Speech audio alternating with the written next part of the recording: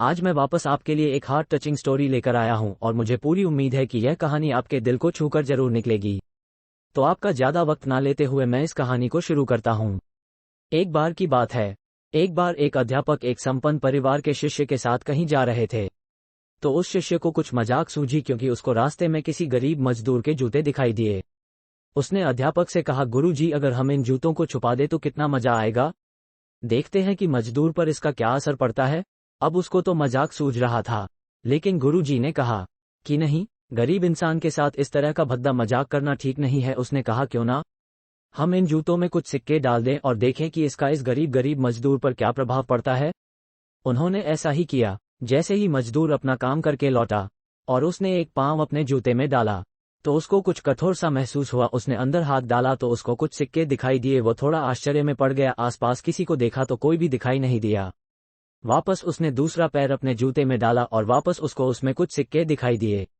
अब दोनों जूतों के सिक्कों को उसने अपने हाथों में रखा और प्रभु की तरफ इशारा किया है, प्रभु, पता नहीं किस भले मानुष ने ये सिक्के मेरे जूतों में छुपाए हैं, लेकिन जिसने भी छुपाए हैं उसको मेरी दुआ है ताकि इन पैसों से मैं अपने बच्चों और पत्नी के लिए कुछ खाना और दवाएं ला सकूंगा। और इतना बोलकर वह चला गया।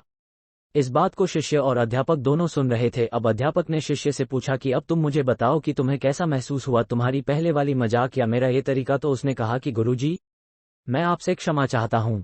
अब मुझे समझ आ गया है कि सच्ची खुशी किस चीज में है। जब हम किसी की मजाक उड़ाते हैं तो हमें कुछ पल का आनंद मिलता है, लेकिन इससे हमें बद्दुआ मिलती है।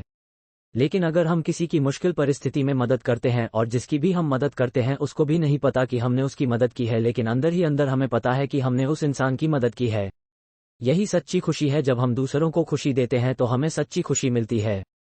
इसी तरह खुशियां बांटते रहिए, लोगों की मदद करते रहिए और दान करते रहिए जिसके भी आप काबिल हो। जितना भी आपसे बन पड़े दान करें, लेकिन दान जरूर करें। इसका मतलब यह नहीं है कि आपको कंपलसरी या अनिवार्य रूप से इतने रुपए दान करने ही चाहिए, क्योंकि हर किसी की जरूरत अलग अलग हो सकती है। अगर आप किसी को पैसों का दान नहीं कर सकते तो कम से कम चीजों का दान तो कर ही सकते हैं। मुझे पूरी उम्मीद है कि यह हार्ट टचिंग स्टोरी आपको जरूर अच्छी लगी होगी।